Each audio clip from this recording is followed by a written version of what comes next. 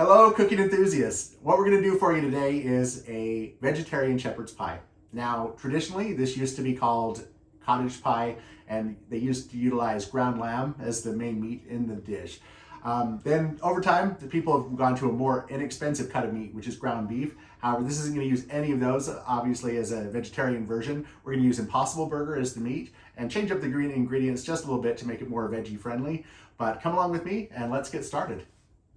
So to begin, we're going to go ahead and scrub up some russet potatoes and get them boiling. These will be the topping. I'm going to leave the skins on because that's where the nutritional content, or most of the nutritional content is.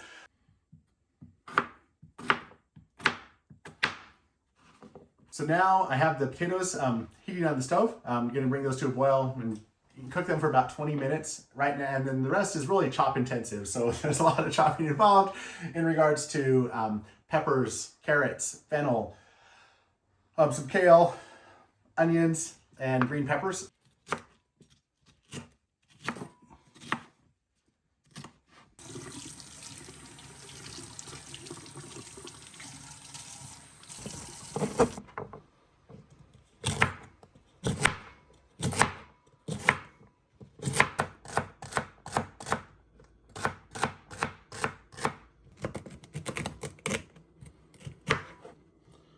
All right, and for this fennel, I am going to use some of the frond. Not this much here of the frond. You don't use the rest. I'm not going to use the rest of this though. I'm going to use the bulb. This is the most important piece, is the bulb. These are out of season right now. It's kind of pricey, but definitely worth it. Now this smells awesome. Like if you've never had fennel bulb before, it smells very similar to black licorice. But when you cook it down, it does not have that same taste. So braising this just gives it a very mild flavor, which is fantastic.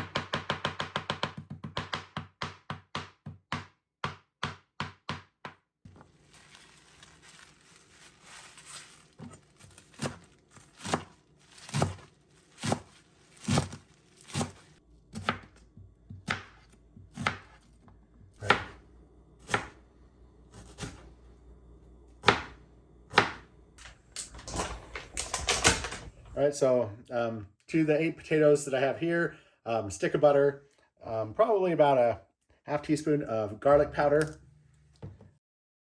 1/4 cup of milk, some salt and some pepper to taste.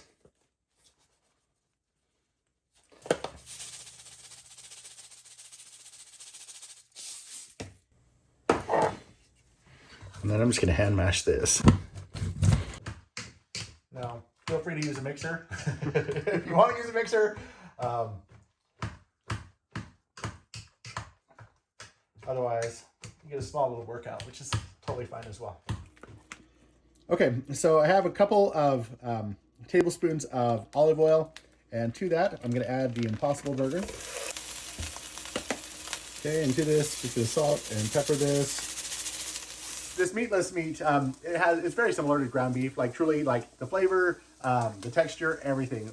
And I'm not being paid by Impossible Burger, but some of the Impossible meats I've tried, the sausage, the ground beef, they're pretty tasty. So if you haven't given it a shot, if it's on sale at the store and you want to try it, grab some, try it out. And sometimes it's nice to have a meal without meat in it. Okay, and to the Impossible Burger, we're gonna add 1 chopped white onion. I'm also going to incorporate the fennel.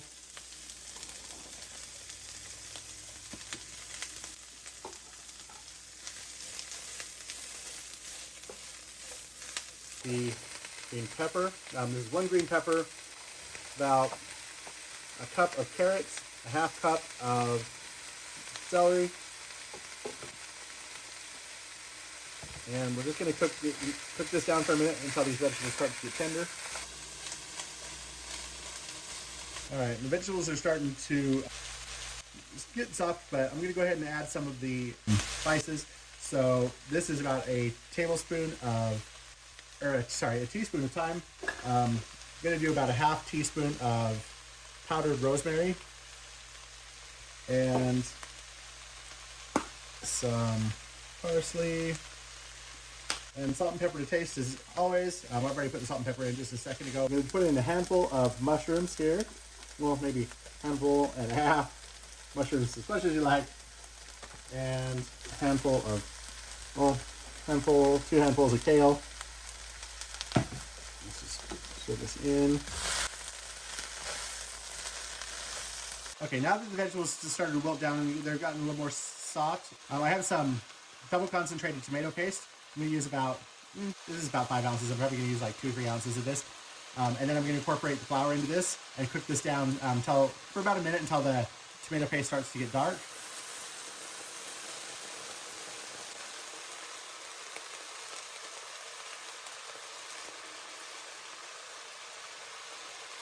It's about 2 tablespoons of flour.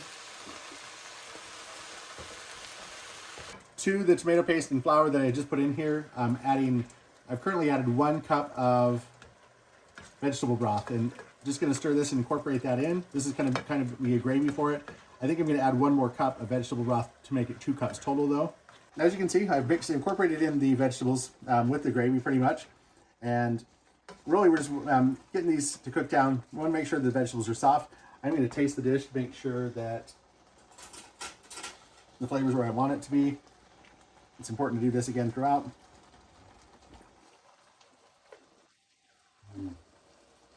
It's very good. Maybe just a tad more salt, but I think we're right there where we want it to be.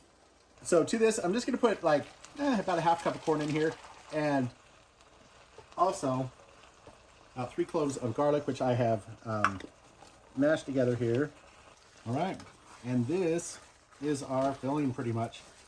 Now I'm going to take a 13 by 9 pan and put this filling in, top it with the potatoes that I have already mashed, and we're going to end up baking this for about 30 minutes just to kind of incorporate everything together. All right, and so this is the complete mixture. Now, traditionally, it is supposed to be a pie, and so you would put this in a pie plate. Make sure this creates one nice layer across the bottom of the pan, of course. Okay, and so now we're just going to put the potatoes on top, and we will smooth these out, but it's easier if you do smaller amounts first all over before trying to smooth it. We're usually done without cheese. I might add cheese to it. I'm trying to decide right now if I want to incorporate cheese or not on top. The potatoes do taste wonderful, and so it's probably not necessary, but cheese always makes everything a little bit better, so maybe I'll put some cheese on top now. Sharp cheddar. So we'll just put this over the top here. So I'm just going to put a little bit of freshly grated parm that I grated here, Parmigiano reggiano. Okay, so because I put cheese on the top of this, I am going to cover it in foil so that the cheese will melt and not form a crusty, cheesy top. You don't necessarily have to if you didn't do the cheese on top. You could just bake it. But I'm going to bake it at 400 degrees for about 25-30 minutes, and then it's time to eat. So let's go ahead and get it in the oven.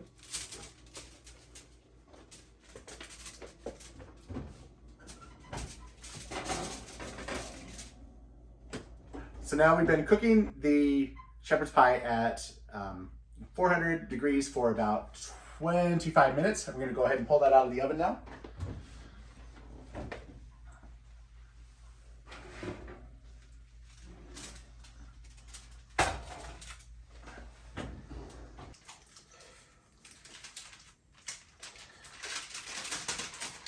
Oh.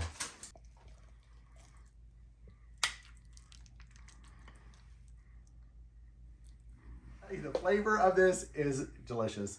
As you can see, the mashed potatoes have kind of blended in with the gravy and veggies down below. The flavor is fantastic. Again, I'll post the recipe online of everything that I put into this, and so if you want to make it yourself, please do. You'll enjoy it. It's very delicious. All right, so thanks for tuning in today. If you enjoyed this content, please rate and subscribe. Also, feel free to comment any comments you might have for us, and share with your friends. Thanks for joining us. Bye.